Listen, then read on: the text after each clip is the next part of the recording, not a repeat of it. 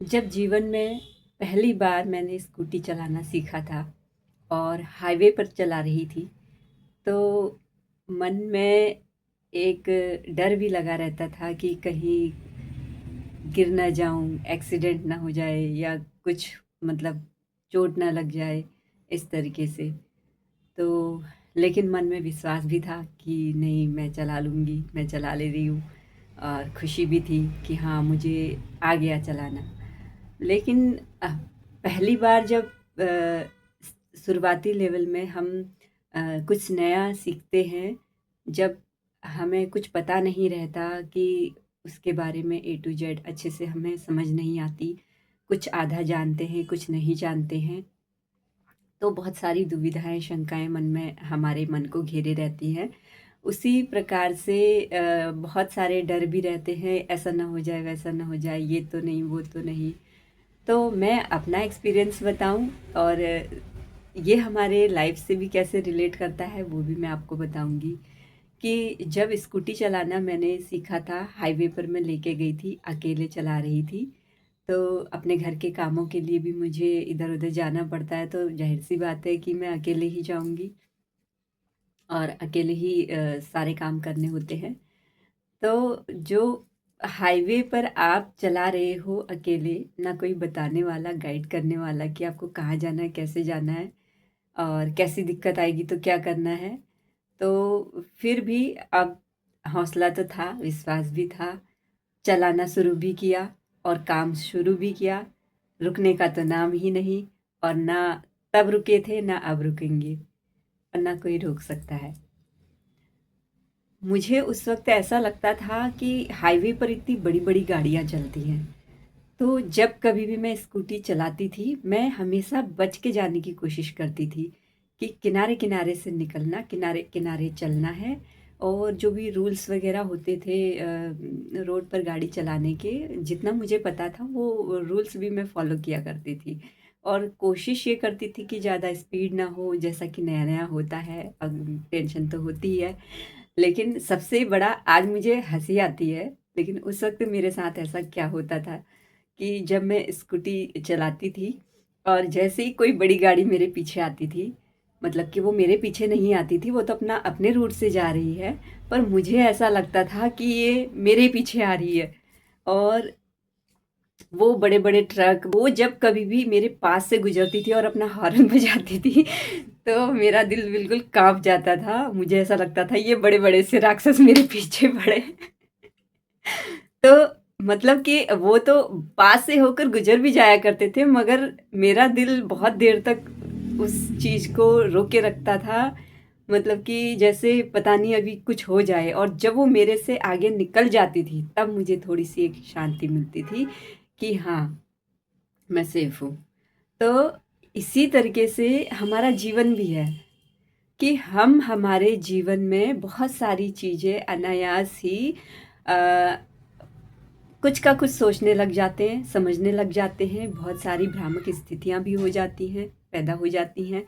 कुछ नकारात्मक चीज़ें भी होती हैं जो हमारे माइंड में हमें कुछ ऐसे दृश्य दिखाती हैं जिस पर हमें लगता है कि हाँ, ये सत्य घटना ही है और ऐसा हो रहा है या ऐसा हुआ है, जो भी है, और हमारा मन बहुत चिंतित हो जाता है, विचलित हो जाता है। जीवन में समस्याएँ ऐसे नज़र आने लगती हैं जैसे मानो ये कभी ख़त्म ही नहीं होंगी, जैसे ये हमारे ही पीछे पड़ी हैं, जैसे वो गाड़ियाँ मेरे पीछे पड़ी थी। पर वो एक्चुअल में क्या था, वो तो अपने रूट पर जा रही थी, मेरे पीछे थोड़ी पड़ी थी। ये तो मेरे मन का ही वहम था, डर था कि ये मुझे मार डालेंगी या मेरे लिए ही आ रही हैं। तो पर ऐसा ही हमारे जीवन में भी होता है। हम जब परिस्थितियों से भागते हैं या फिर जिन समस्याओं को कभी जीवन में देखा नहीं, सुना नहीं, समझा नहीं, और जब वो फर्स्ट टाइम हमारे सामने इस तरीके से पेश आती हैं या कभी जिन चीज़ों के बारे में सोचा नहीं होता, उसके विपरीत कुछ चीज़ें हमें देखने, सुनने, समझने को मिलती हैं, तो हमारे साथ भी कुछ ऐसा ही होता है कि हमें समस्याएँ, छोटी-सी समस्या भी बहुत बड़ी नज़र आती है।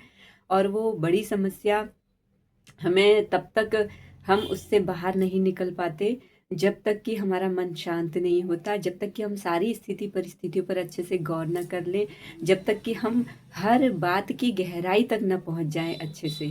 क्योंकि अगर हम केवल अपने ही मन में अपने ही ख़याली पुलाव बनाते रहेंगे, कभी अच्छे भी बनाएँगे, कभी बुरे भी बनाएँगे, तो इसमें नुकसान किसका होगा? हमारा ही तो होगा। जब हम अ, हर समस्या की गहराई को कि ये हुआ, क्यों हुआ, कैसे हुआ, किस लिए हुआ, क्या मंशा थी, क्या मतलब हर एक बात का जब हम तोड़-निचोड़ निकालते हैं, तब जाके उसके निष्कर्ष पर पहुँचते हैं कि एक्चुअल में बात क्या थी, एक्चुअल में सही क्या था और गलत क्या था। पर होता ऐसा नहीं है। हम समस्याओं को लेकर इस प्रकार से चिंतित हो जाते हैं कि हम हमारे विश्वास को खो देते हैं, हम हमारे उस दृढ़ता को दृढ़ निश्चय को खो देते हैं, जो कहीं न कहीं हमें लगता है कि ये हमारी समस्याओं के आगे बहुत कम है, हमारी समस्याएँ बहुत बड़ी हैं। लेकिन अगर आप थोड़ा-सा शांति के साथ में चिंतन-मनन करेंगे, तो आपको आपकी हर समस्या का समाधान मिलेगा और वो समस्याएँ जो केवल तिल के बराबर थी, जिसे हमने ताड़ बना दिया था, पहाड़ बना दिया था, एक्चुअल में वो पहाड़ है ही नहीं। हम हर मसले का जो निदान है, वो समस्या का जो भी हल है, वो आपसी बातचीत से निकाल सकते हैं। अगर ये संभव नहीं, तो कम से कम अपने मन को कुविचारों से, गलत भावनाओं से बचाकर अपने समस्याओं को कम कर सकते हैं। इस संसार में हर समस्या का निदान है, लेकिन जब हम उस समस्या का हल निकालना चाहें तब। और तो मैं ये बात इसीलिए कह रही हूँ क्योंकि अ, बहुत सारी चीज़ें होती हैं जब हम किसी निष्कर्ष पर नहीं निकलते हैं, सही सोचते-सोचते भी बहुत गलत चले जाते हैं और जबकि ऐसा होना नहीं चाहिए। फ़िलहाल इतना ही कहना चाहूँगी कि समस्याएँ इतनी बड़ी नहीं होती, जितना बड़ा हम उन्हें बना लेते हैं। तो उन्हें इतना बड़ा होने ही क्यों दिया जा रहा है कि हम उससे पहले उस पर गौर करें, अच्छे से सोचें, समझें, मन को शांत करें, अपने हर एक एक्टिविटी पर ध्यान दें कि हम कितना बुरा सोच रहे हैं या कितना अच्छा सोच रहे हैं, उसके अकॉर्डिंग अपने जीवन में हर फैसले को करें। हाँ बाबू, 1 मिनट। अभी 1 मिनट, हाँ, अभी आ गई। हाँ, तो आज के लिए इतना ही। मेरे यूट्यूब चैनल कल्पना अधिकारी को सब्सक्राइब कीजिए, बेल आइकन को दबाना मत भूलना ताकि आने वाली सभी वीडियोज़ के नोटिफ़िकेशन आपको बराबर मिलते रहें। तब तक के लिए धन्यवाद, अपना ख़्याल रखिए।